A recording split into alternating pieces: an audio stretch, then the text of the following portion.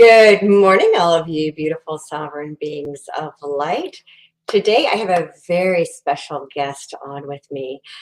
I have my very dear friend, Cynthia Lamb. And Cynthia is one of the very first people I met after what I call my holy shift, my spiritual awakening. And actually, Cynthia is the very first person I met who taught me the term light worker. And I remember the first time I met her, she said, light worker. And I said, well, what does that mean? And she said, oh, you'll figure it out. One of the things I've always loved about Cynthia is that she would plant ideas with me and then let me go back home, tune in to my own understanding and discover what that meant for me. And I've had the pleasure of knowing her since, the spring of 2009, and taking some of her classes and watching her emerge. She was actually one of my mastermind sisters, and wow, we have seen each other through all of the relationships and the parenting and the suffering and the sorrow and the joy and the letting go and the detaching and all of this process that I talk about, the spiritual process that we all have to go through as we rise up through out of the old fear-based reality. Actually, that's where I got that term from Cynthia. She taught me about the fear-based reality. And as we're creating this new reality that's based in love. So I'm really excited to bring Cynthia in, see what she's up to these days. I know she just wrote a book, and that was one of the things that we talked about over the years. And so I'm really excited to bring her here because she is one of my master teachers. And so I'm really excited to share her with you. Hi, Cynthia. Hi. It is so good to see you and to share you with this audience. I don't know if you know much about those that I'm here to serve. I, of course, are the same that you're here to serve. And so I'm so delighted to bring you here and to share you with all of the beautiful souls that have found this YouTube channel. Because our focus here is spiritual freedom. And that is one of the primary focuses, or the primary focus of everything that you do. And that, your brand, Vibrant Freedom, is all about helping people find freedom within themselves. And so today we're talking about sovereignty. And what I would love for you to share with the audience, of course, we're going to organically let this conversation unfold. What is your understanding of what sovereignty is and why it's so important for humanity? Thank you. Yeah, it's a joy to be here and get to connect with you again. So, to me, to be a sovereign being is to be sourced from within. And that means to be so connected to your own soul's light that everything, all needs are met from within. So the need for loving is met from within. We're not looking outside to other people to love us. The need for connection is met from within. We rely on our own connection to source and to our own soul's light rather than looking outside. The need for approval is met from within. So we're not acting out, trying to get somebody else's attention, somebody else's approval, someone else's acceptance, right? Like we're really 100% responsible for our own field, for everything that happens in our own reality. And to really become fully embodied as a sovereign being is a process. It's not a one-time event. It's not just like, boom, it happens. It really requires doing the deep inner work to kind of get all of the areas where we're looking out there. Like, am I looking out there to what other people think before I share my truth or speak an opinion? Am I worried about how I look? Am I looking out there to the fashion magazines or whatever today's trend is, right? Am I looking out there to how I have to show up in the world, how much money I have, or what kind of car I drive, right? Mhm. All of the ways we look outside of ourselves for other people's approval, other people's acceptance. Do we fit? And so I think that the reason this is such a popular topic right now is because so many people are waking up to how much they've given away their power, Mhm. external. And they're realizing it's not out there. Wait a minute, it's not out there. It's not in what the TV is saying, or it's not in what this magazine article is saying, or it's not really in what this friend of mine is telling me. Like there's something that is calling them to get connected and get sourced from within, right? And so people are waking up like popcorn, ready to do that inner work to become sovereign beings. And to me, that is how we are creating the new earth together. You know what's interesting? That the beginning of this year, at the end of every year, I started hearing a word. What is my word for the incoming year? And my word for 2023 coming in was sovereign. Mm. And I'm a word nerd. So I go to etymology. I want to find out what words actually mean. And what I love about etymology is you can go into the root meaning of a word. So I did that with the word sovereign. I was like, I want to know what that actually means. As you see in my introduction, I'm sovereign beings of light. What does that actually mean? And we talk about sovereignty and nations being sovereign nations, and how that is the focus of some of what we're working on in the world, is becoming sovereign. So I looked up the word, and what it means is power over. So being sovereign really means self-sovereign is having power over your own life. Mhm. And so I flipped it to mean superpower. I'm like, I'm in my superpower this year. and Mhm. and it's there is that understanding. So sourced from within is another way of saying being self-empowered. Mhm. It's really understanding that the power comes within ourselves, not not externally. That everything that exists in our reality that we choose, that we prefer, actually comes from within ourselves. And so one of the things I've been seeing a lot the last couple of years, as so many people are waking up, there are still people who are looking for an external savior. Mhm. And whether that savior is a particular being coming back to the planet, a particular leader coming back into position, the financial rescue. There is this belief, even amongst the people who are waking up and recognizing that they're now moving onto a spiritual path and they want to be sovereign, yet they're still wanting to create their life from the position of having an external savior. And I'm glad you're bringing that, because we can't actually be sovereign beings while we're expecting someone else to rescue us. Mm-mm. Yeah, it doesn't work that way. And I think that this is sometimes what leads people to having a spiritual crisis. It leads them into that pit of despair where they have a dark night of the soul. And they realize, wow, like all of the fairy tales that I heard growing up, where the superhero comes in and saves the day, or the prince arrives on the white horse and rescues the princess and carries her off and they live happily ever after.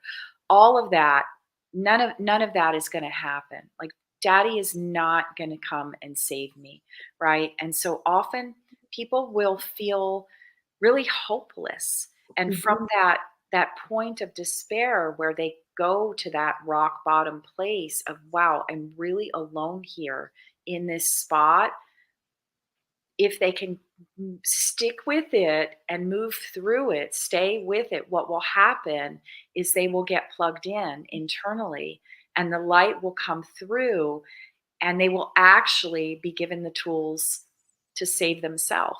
They will start the self-healing process and they'll deepen their own connection. Maybe they'll even open to channel like you did, like the light and the guidance comes through. And this is where, to me, the second coming comes through. It's like the Christ consciousness is reaching out to all of the souls who are open to receive. And it's going to come through individuals. It's not going to, be a man that comes down from the sky and saves us. And that's a hard thing for a lot of people to swallow because they've been taught for most of their lifetime that there is going to be this, being that comes and saves the day. And so we understand that the being is an energetic, it's a consciousness, it's a level of consciousness that is so loving and so compassionate, so incredibly forgiving, right? That is what comes through. And we all have access to that if we open up, call it in, and are willing to actually receive it. That is the thing that is going to be the healing. Mm. Yeah, and one of the things that I've seen, as you were saying, is that sometimes in order for us to be cracked open to receive that, actually requires that being brought to our knees. Yeah. And that going to that place of absolute hopelessness and despair to crack us open to allow source to come through and, in a sense, come to the rescue. But it isn't the handsome prince coming on the white horse to rescue humanity. It is the light of source coming through us to rescue ourselves. Yeah.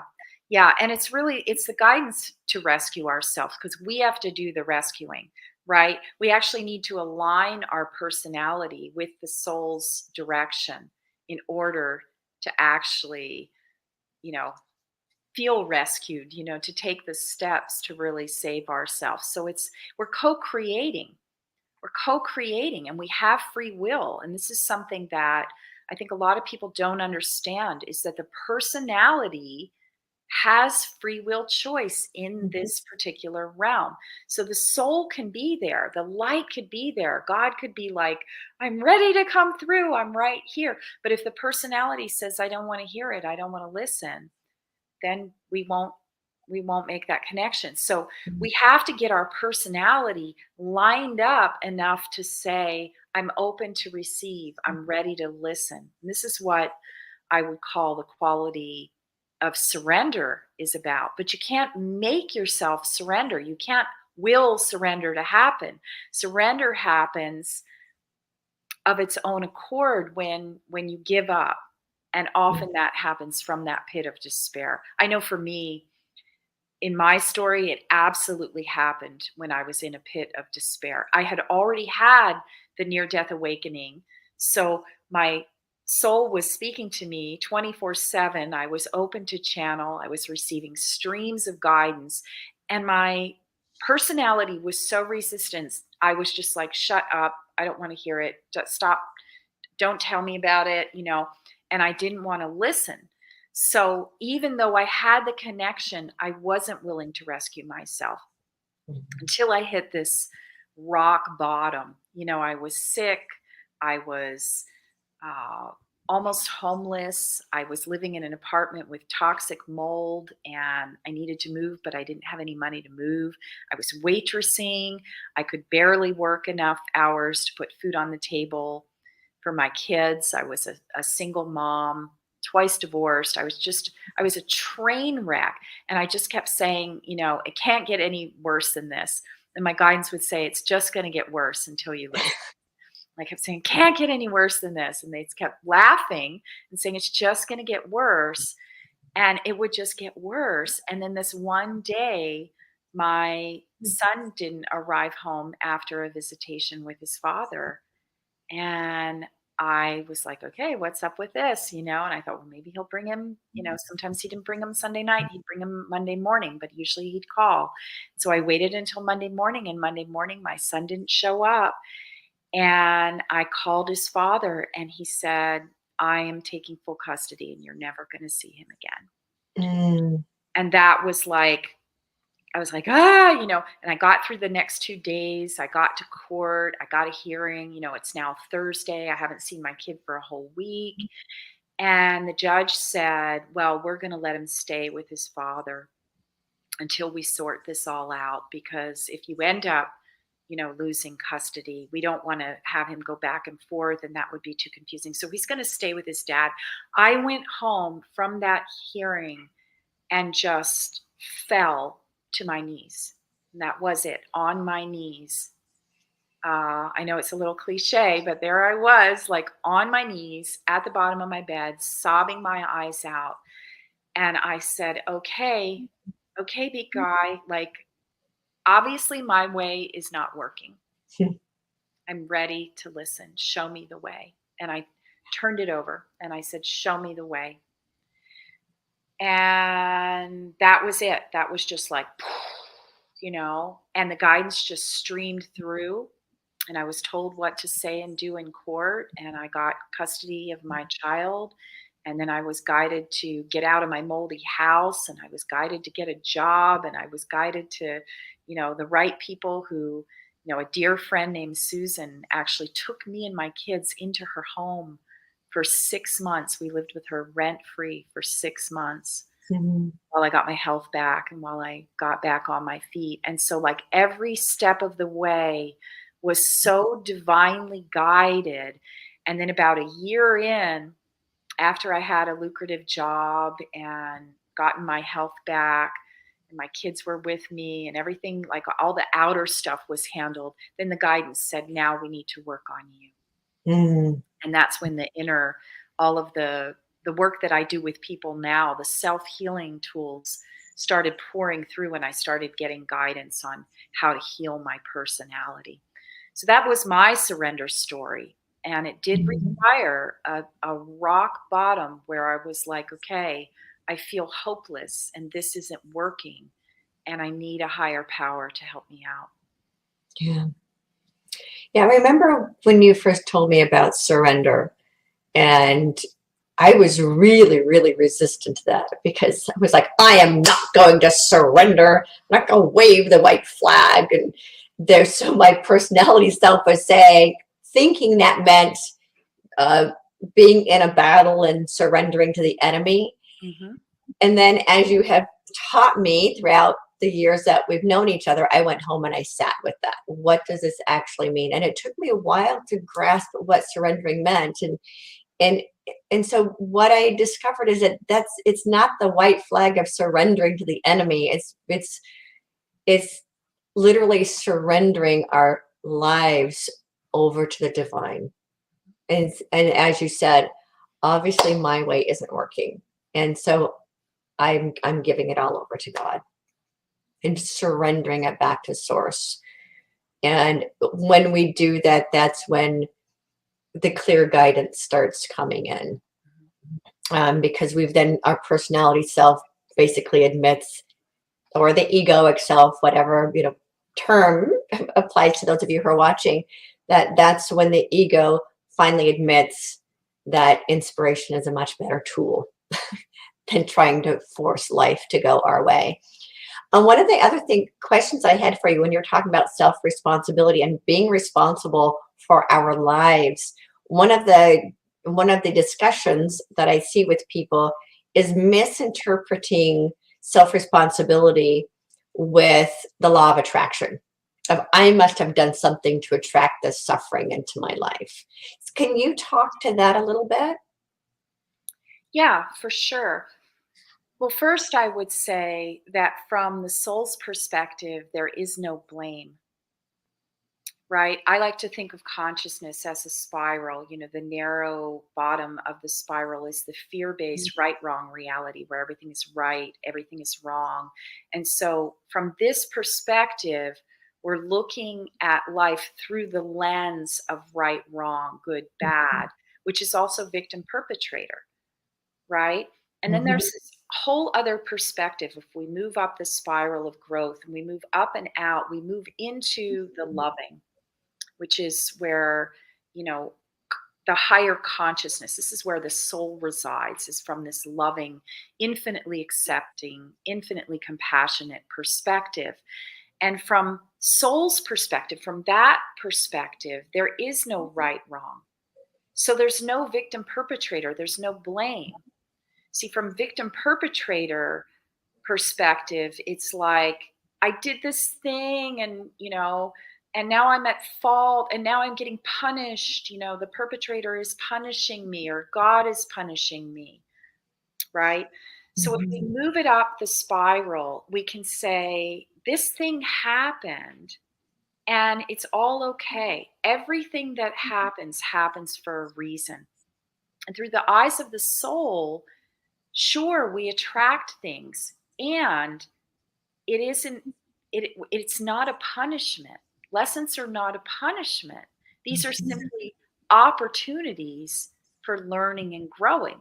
And if we can look at our opportunities for learning and growing, if we can look at it through the lens of the soul, we can say, well, what's my part? Not I'm bad, I'm wrong, but what's so the language hack that I recommend to people is from the victim perspective. We say, this happened to me. Why did this happen to me? And then we just feel like a pitiful victim, right? We're at the mercy of this terrible, whatever, life, or this person, this narcissist that did it to me, or this government that's doing it to me, right? We feel powerless. If the language hack is asking, why did this happen for me? Mhm. Saying this happened for me. And then we can say, what's for me? What's my part?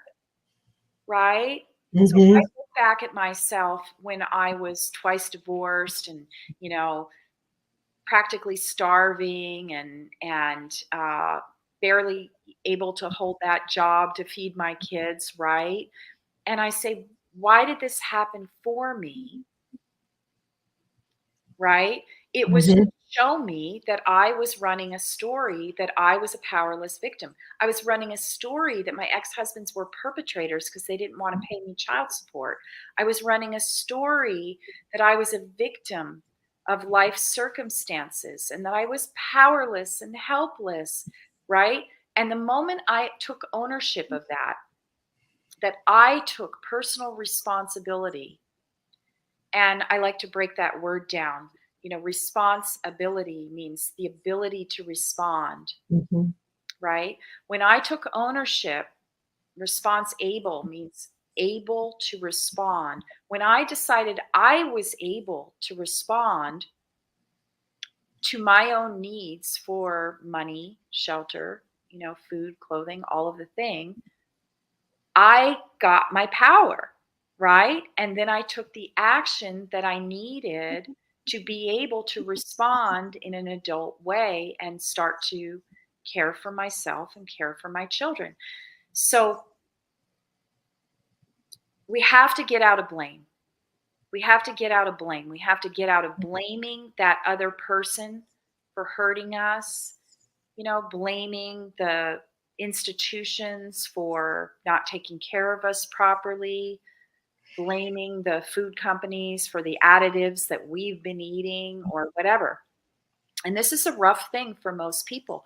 In the Mhm. United States of America, we live in a sue happy culture where all around us, people have something happen based on their own choices, and then they sue the other person or the corporation for their own choices. And as long as that's happening, we're stuck feeling like a powerless victim. We're saying it's somebody else's fault that I took this drug. It's somebody else's fault that I ate this thing. It's somebody else's fault that I bought this product, right? Yeah. And I don't think a lot of people, and I've had this conversation with others that have also been teaching this over the years as well, that as long as we consider ourselves victims, we're actually disempowered. Absolutely. And that victim mentality is kind of continuing to be propagated in our collective experience, almost not again, not blame, but just is what is. That as soon as we recognize that playing the role of the victim actually keeps us disempowered, that allows us to then flip our script and say, I choose to no longer be a victim of my circumstances. Mm-hmm. It's interesting because even the media and the education systems and all of that, not going into blame, just kind of looking at it because I'm a curious person, looking at all of that and seeing how even all of the narratives are constantly um, playing this role of this group of people as a victim, this group of people as a victim, this story is, so there's this continual victim story that's being played out in the collective story. It's And it's up to intentional. us individually to say, you know what, I'm not going to play that victim story anymore. I am going to be the one who empowers my own life. And I'm just not going to play that anymore.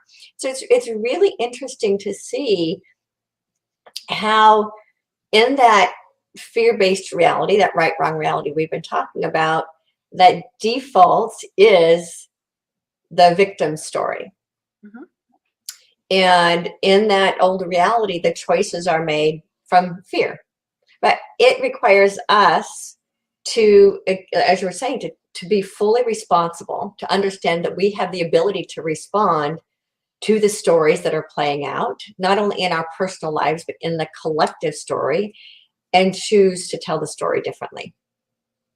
Yes. And this is something I think that you are nailing the fear-based agenda. Like if we could put it in one nail, like one tactic, it is to keep the masses in the victim mentality. Because from the victim mentality, from the victim perspective, it's all fear.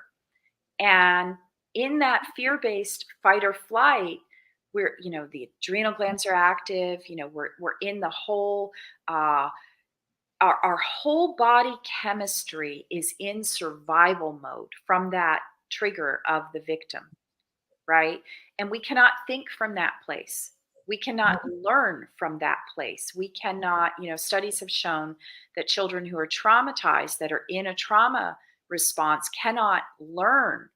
They cannot have critical thinking skills. They cannot access higher truth or rational thought. All they can do is respond. And Right. so the globalists are creating a culture of victims who are in survival mode, who all they can do is just respond, respond, respond, respond. What's the next thing? What's the next thing? And we know it's a corporate agenda that is using the media and using all of the actors and the corporations and all these organizations tied together, the politicians, the mockingbird media. They're all just giving lip service to you're a victim, you're a victim, you're a victim, you're a victim. And we can look at many, many ways that this has been perpetrated. I just wrote a Substack about this topic, so it's really fresh for me. I was looking at all of the ways since 2020 and literally writing out the false beliefs, the false values that keep us in that victim mindset, that keep us responding to the intentional divisiveness that stirs the fear. Because this machine that is, the anti-Christ, we could call it, Mm-hmm. the againstness, like the false fear-based, manipulative, false power illusion, feeds on fear. Mm-hmm. It feeds on fear. So it's trying to keep everyone at this very narrow, fear based vibration of consciousness. The moment we let go of victimhood and get our own power back, our authentic power that comes from source, we rise up vibrationally and we move out of the grasp of this fear based agenda. And once a person wakes up, they can't go back. Like once you're awake to it, you can only see it for what it is. Fear-based manipulative control, which is not real power, right? Your eyes are open, you're above the radar, so to speak. And so that energy, that anti-light is trying to hold people in that fear-based vibration, because that is what is feeding their machine. And they would like to lock everybody into that vibe permanently. What's great about what's happening as this holy shift is happening on the planet, as you say, is that the more they clamp down and try to hold people here, the faster people are waking up to it. The easier it is for people to rise up the spiral and actually see the manipulation of this victim perpetrator story, which is just a story. It's not accurate. Right.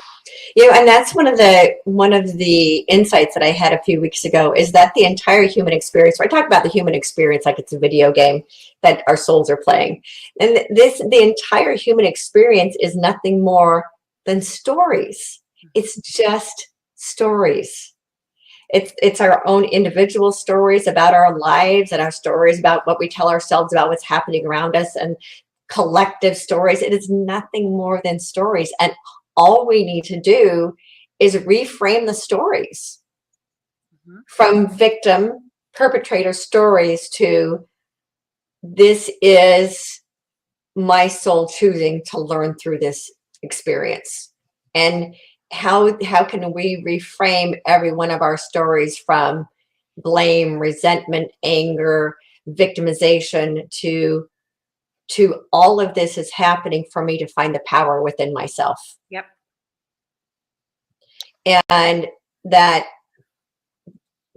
again, when we go back to the collective story that's taking place, that's intended to keep humanity down in this right, wrong, good, bad, duality, reality, that it's almost like those who are creating that story know that once we wake up, it's over for them.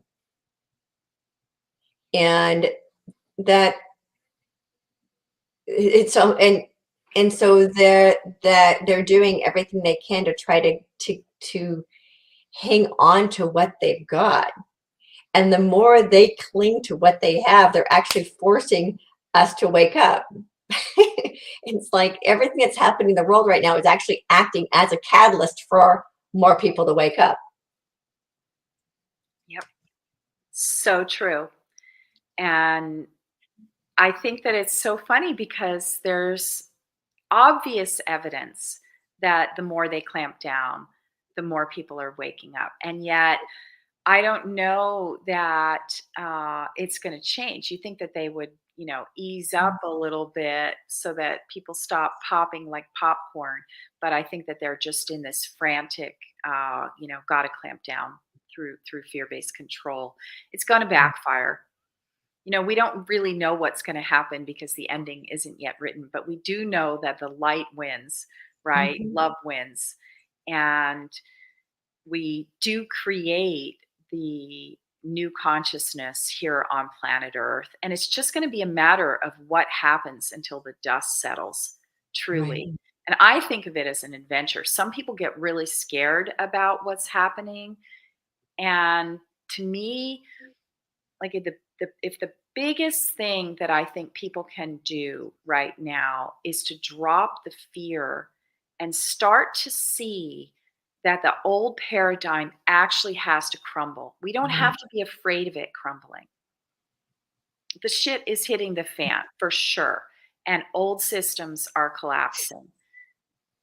It has to come down to build the new systems that work for us, that are in alignment with love, with light, in alignment with God and nature. And so we don't need to fear what that looks like. So I encourage people to just cheer it on, like bring it on, like, oh yeah, look, that thing's dissolving. Oh yeah, more people are learning about what's going on in education. Oh yeah, more people are learning about what's really going on behind Hollywood. Oh yeah, more people are really learning about what's going on, under their whatever that Mhm. thing is, that system, whether it's politics or uh, technocracy or the media. It doesn't matter what the thing is. We are seeing it now through this higher lens, and all of the darkness is just getting revealed. And so, like, Mhm. let it crumble. Don't try to save that thing. Right. Yeah, we were talking about that years ago about how all the systems need to crumble so that we can restructure the human experience. And so for me, it's exciting to see it actually happening Yes. Yes. right before Right. our eyes. Uh-huh. And it's providing, I'm going back to to the the word crisis. I'm thinking back to my awakening back in 2008 when the 2008 recession and my house was in foreclosure and I lost my business and my husband lost his business and I was in this major crisis. And understanding the word crisis is also opportunity. It Danger, there's opportunity. Yep. yes. And that was a massive opportunity for me to completely recreate my life. And so what's happening now on the planet as we're going through this crisis of everything looking like it's falling apart, it's really the opportunity for us to recreate the entire earth experience. And so rather than go into fear as we see what's happening, go into, what is the opportunity here? What is the opportunity here? And and we were talking about the word responsibility. I like to use the difference between reacting and responding. Yeah. And where reacting is that being in the state of fear and survival, which is that very bottom of that fear-based reality is being in a constant state of survival, the fight and flight. Or what I've discovered since then is that they actually didn't do the stress research on women, so they didn't add the third part, which is freeze. Freeze. Hmm. And hide. So what happens a lot with the feminine is that it freezes and that it retreats back into the cave and gets really quiet where it feels safe. But so humanity is in that constant state of fear and survival. And as long as we're in that constant state of fear and survival, then it makes us easier to control in a sense because we can't make Sure. conscious choices. We can't consciously respond to the circumstances. We're in a constant state of reaction. And so it's up to us individually to no longer choose to live our lives that way. Hmm. We actually can look at everything that's happening in our world and pull ourselves out of that reacting to the fear narrative that's surrounding us and say, I choose to consciously respond,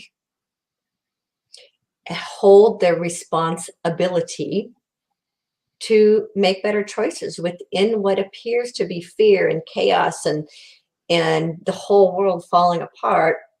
I'm going to consciously choose how to respond to the circumstances. And I'm going to choose to no longer be in that fear and be in that victimization role that's continually appearing to be perpetrated on me.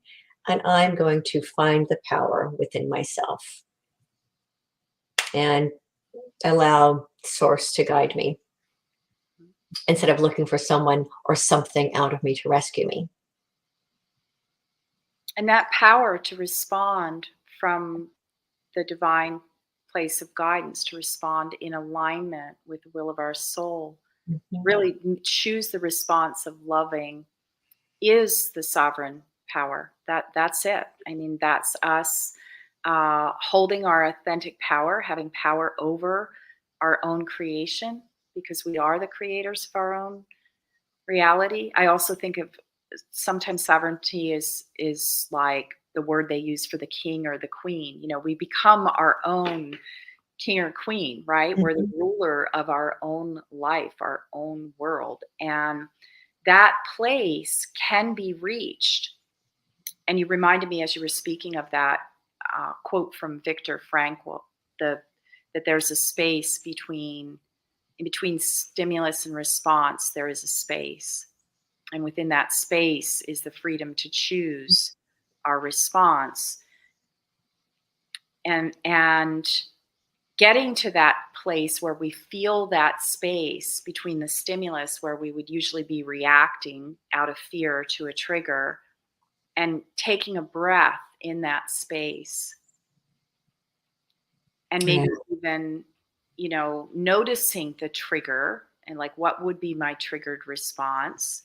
What is my personality freaking out about right now, and how does it want to react? And then just kind of taking the wheel back and responding, like, what would my soul guide me to do right in that space? And then responding in that way.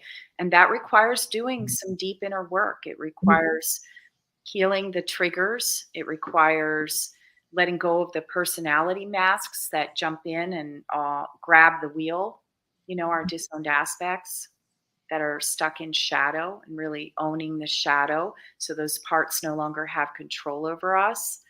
And bringing the personality into alignment with the will of the soul, and kind of lining up and getting congruent inside so that everything is in one line. That is the work to me. And it's such liberating work. It's such powerful work. I know you've been doing it for a number of years, so you know the power of doing that healing work. Absolutely. Yeah. And it's not easy. It would be so much easier to be able to spiritually bypass the inner work. Yeah. And that in itself is tempting of, it's funny because I hear people say, I'm just going to go from 3D to 5D. How do I go from 3D to 5D? How do I go from what you and I would term fear-based reality to love-based reality? How do you go from hell on earth to heaven on earth? I just want to bypass all the work. It doesn't work that way. We take ourselves wherever we go. Yeah. People try, but their shadow is just like clamoring for their attention, and they will be in, under that smile of everything's fine, I'm so peaceful, I'm all joy. It's like you can feel the angst seething behind their teeth. So it doesn't really work, even though many people will attempt it. There's usually going to be a point where it's going to spill out, and the fear will become obvious that it's not working. Yeah, and it's really fascinating after all. So for those of you who are watching, this is actually what's called shadow work. People ask me, what is shadow work? This is an example of it. It's a willingness to stop and look at all of our stuff. Remember one of the things you told me years ago, the best gems are in the shit. And but we got to be willing to dig down through the crap to get to the really good stuff. And one of the things I remember you teaching me is juicing every experience for everything it's got. And so I'll sit with a circumstance and I'll say, okay, what can I learn from this experience? And sometimes there's a nice long list of things that come from that one experience. As soon as you choose to not blame anyone else for the experience, as you said, how is this happening for me? Rather than why did this happen to me? How is this happening for me? Why is this happening for me? What are the lessons that I can learn from this? And approach it from genuine curiosity. When you approach the problems, the issues from genuine spiritual curiosity, there's always a lot of good stuff in there. Yep. Really good stuff in there. It's like, oh, wow. I want to learn everything I can from this situation so I don't repeat it. I really prefer to not repeat the lessons. So let's just juice every lesson for everything it's got so I don't have to go through this experience again. And so there is a way to go through all of this. I call it the transcendence process. I know you have your name for doing this work, and some people call it the shadow work. It's all essentially the same thing of learning how to move up that spiritual spiral. Out of that deep, dark place of fear and survival up into this infinite expansiveness of love. And we don't arrive there outside of ourselves. Like, people keep asking me, how do I get to heaven on earth? And it's, you don't get there. You don't arrive there. You certainly don't get on a spaceship and go there, because it happens inside. Heaven on earth is an internal experience. And we arrive there with having the willingness to do the work, the work to reframe everything that feels like hell, to transmute it into heaven. Mm-hmm. Precisely. Yeah. Yeah. You have to be willing to get dirty. You have to be willing to get messy. You have to be willing to like look at what's in the shadow. And that part is really difficult for people. The other thing that I notice that sometimes people do on the journey is they do a little bit of shadow work and they find themselves up here and they have an experience of bliss and they say, I've arrived, I'm done. And they think that that's it. But here's the thing, you will go up and down the spiral again and again and again and again and again, and keep residing in the place of peace and joy and infinite compassion and acceptance for longer stretches of time. And then a triggering event will happen and pull you back down. And it's like, oh, I forgot this other part of myself. Oh, there's this other memory that needs healing. Oh, I see there's still a personality mask that I put on sometimes that I need to reel that part into alignment with the loving. And so it's an ongoing journey. It's not like you have this bliss experience and then you're like, heaven, I'm here, like the journey stopped. It's a lifelong journey. Right. It's a process, not a one-time event. It is a path to self-realization. We're realizing ourself as the divine, and it takes time. Mm-hmm. Yeah, and it's interesting, even after all the years that I've been doing this work. I started discovering this when I was only 21. So you and I have both been at it for a long time. And every once in a while, something comes back up again. I'm like, man, that's still in there. Okay. And then you got to work at it. Now, the great thing is that you're working at it at a higher level. And you have tools. And we have the tools to work through it a lot faster. Mm-hmm. But I'm surprised that I just had something a couple of days ago come up and was okay. Well, guess I got to work on this one some more. But the difference is, as you were saying, is that we're able to work at it from a higher perspective. So one of the things I remind myself all the time is, how can I see this through the eyes of love? Mm-hmm. How can I see this through the eyes of love? And that always helps with being able to see all of this that's happening in my own personal life and in the world around us from a loving perspective, through the eyes of Source. Yes. Through the eyes of our soul that is connected to Source. And if we can ask ourselves that, how can I see this from a higher perspective? How can I see this from the loving perspective? It makes processing so much easier. Yeah. Wholeheartedly agree. Wholeheartedly agree. And I like to even say, how can I see this through eyes of joy? Because if you bring in humor, if you think of it as an adventure, like this learning thing, like looking through this pile of shit is such an adventure, because like I'm looking in here and there's going to be a gem in there. And I know it's going to be so exciting when I find that gem. It's like, the paleontologist that finds that bone or something, right? Oh, right. So you can get excited about it. And if you can greet your stuff with joy, it makes it so much easier to be willing to look at it. Because when it's hard, when we just feel the pain and suffering, when we're in that victim mentality, it feels rough, it feels painful, and people of course don't want to do it. They would much rather bypass it. But for me, bringing that joy, and then of course the compassion, getting that compassion in there, the pain lifts instantly in the presence of the healing compassion.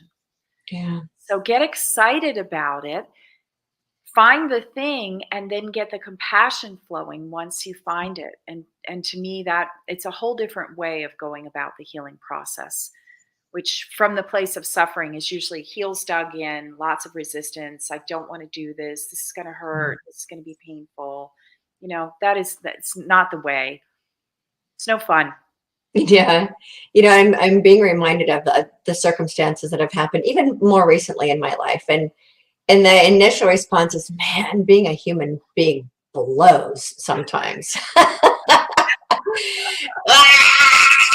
And there's no such thing as good grief. Whoever came up with that term, and then I'll sit in that, and I will sit in that grief for a little bit and allow myself to feel it. So don't, for those who are thinking you have to feel joy and everything, no, grief is part of the human experience. Allow yourself to feel the grief and feel the anger, but not. And the issue is that people wallow in it. For sure. And so some experiences I've had the last couple of years, and I'll go into the grief, and I'll go into, man, sometimes being a human being sucks. And I don't want to stay in this suffering any longer than I have to. So right. Let's work through it. Yeah. And so it's okay to feel that. It's interesting because they feel guilty for even feeling grief, or the shame for feeling anger. Allow yourself to feel that. And then start to work through it. How can I see this differently? How can I not stay in the suffering any longer than I have to? Because suffering sucks. So I don't want to stay in it any more than 5 minutes if I don't have to. And right. But we don't want to bypass it. And I think that that's what you're saying. And sometimes people can use joy and use compassion and use, their connection with the loving to do the bypass. right. It doesn't work. And so when I say bring excitement in, for me, I can be sobbing and I can still access the joy and the excitement. I can have both things simultaneously. I can be in the shit and really feeling it fully. And a higher part of me is jazzed about it. And it's kind of like I feel about this crumbling. I can feel the collective grief, Mm-hmm. and I can be present with it, and I can really have compassion for people who are suffering, even dying Mm-hmm. right here on the planet. And a higher part of me is totally jazzed about it. And so it's like these two parts of me are coexisting simultaneously. It's not either or anymore. It's Right. and both. Mm. So the personality self is experiencing itself, and the higher self is also experiencing the love and the joy and the compassion through Yep. all of it. Mm-hmm.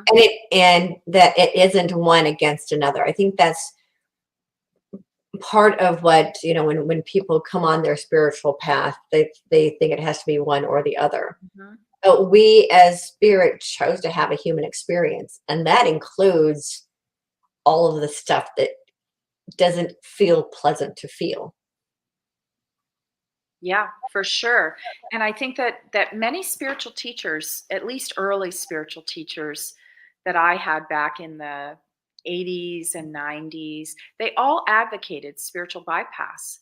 They all said just, kick your negative thoughts to the curb. And meditation practices that say just, don't listen to your thoughts, just let it go, watch it like leaves going down a stream, and don't attach to any of it, don't label anything. And all of that is encouraging us to bypass. And the bypass doesn't work. It doesn't get us anywhere. We will plateau at a certain level and never be able to get higher on that spiral of growth. And so by being able to accept without denying, truly accepting the suffering, the human experience, whether it's judgment, whether it's irrationality, whether it's a strong feeling, I hate this sucks, or this is stupid, or whatever the againstness is, if we can sit with it and be with that and fully accept it and allow for it, that thing will be able to move very quickly through our system. We'll be able to get the juice of it, which is, spotting the irrationality or Mhm. applying compassion to the memory or releasing the judgment that is stored in our body. Whatever the thing that needs to heal, we can find it by addressing it, by listening to it, by saying, wow, I see you. Wow, I really hear you feel that way. Yeah, I really hear that. And giving it a voice, tell me more about that. And by doing that, we can gather the information, and then that's where we're going to find the gold nugget. Mm, yeah. And then the experience becomes a gift rather than a burden. Right. Right. I can look back on my story and I can say, wow, those two marriages were the best thing that ever happened to me, because I discovered that I was running stories of victim mentality and I was running this people pleasing pattern of behavior. I was putting other people's needs ahead of my own. I was overgiving to the point of depletion. I was holding this burden of over responsibility, saying it's all my fault. If only I did it better, this wouldn't happen. He would love me only if I, or whatever the thing was. That's the best thing that ever happened to me, because I got to feel the pain of it and get the juice and pull myself back and heal all of those old patterns and really become healthy and strong and vibrant and learn personal boundaries and learn conscious communication and learn how to fill my own cup first and give from the overflow. So this was Mm. everything that happened to me that in the past I would have judged as bad or wrong or unacceptable in some way. I now see all of that, my whole path, all of those hard things that happened for me. And they were all gifts to give me that juice, that experience that I could juice so that I could claim my power. And now I have that and I stand in my power. So, Yeah, that's beautiful. So I know you have a class coming up. Do you want to tell us about the class that you have coming up? yes, my first class is actually Sourced from Within, part one, and it's called Heal Yourself. And it is a Mhm. class that will give you all of the healing tools you need to do everything we talked about in this episode, to really identify your old fear based stories that you're running, the fear based irrational beliefs that are keeping you in victim perpetrator or better than, less than, superiority, inferiority, whatever story in right, wrong, fear based reality that you're holding on to. This course will give you the tools to fully heal yourself and raise yourself up that spiral of consciousness so that you can live in alignment with the will of Mm. your soul. And so it's a course on the spiritual principles that get us into that loving paradigm. And my next class starts June 7th, and it is a 6 weeks course. Is that true? 5-week course.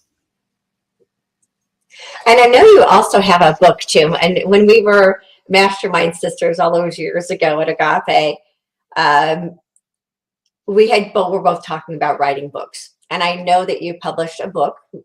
I obviously I have published a few, and you Hang on, finally got yours out in print. I have to grab it. Okay. It's called Sourced from Within, a practical framework for vibrant freedom. And you can find it on bookshop.org, which donates proceeds to small booksellers. It's also on Amazon, and you can find it new or used. And you can also order it directly off of my website, vibrantfreedom.com. And this book is actually all the tools that are in my class in book form. Okay. So if someone's not able to take your class, they can take your book. Although I know from personal experience that reading the textbook is quite a bit different than taking the actual class. Yeah, there's a transmission that happens in person. So all of my personal experiences that I've embodied, all of the qualities that I've embodied are transmitted more readily in person. There's still a transmission that happens through the book, but I think it's that the live experience is definitely more powerful. And there's also the live interaction of being with a class of students. And I do it on Zoom, so there's breakout room opportunities for people to do healing work together, and it's more experiential. Mm, yeah. And I would agree with that because we can get something from a book, but it's so much different than being in person. It's and the book is a like I said, I'm calling it the textbook in a sense. That's so if you're taking a college class, you can read the textbook, but it's not the same as actually taking a college class and actually learning from a Right. teacher. And it's also a great way to go back, and if someone needs a reminder about a particular tool, having the textbook, the course book is important to have that. And it's not, for me, it's not in lieu of. So for those of you watching, if you do have the ability to take Cynthia's class, I highly, highly, highly recommend it. So much of what I learned in the beginning of my own spiritual journey, I learned from Cynthia.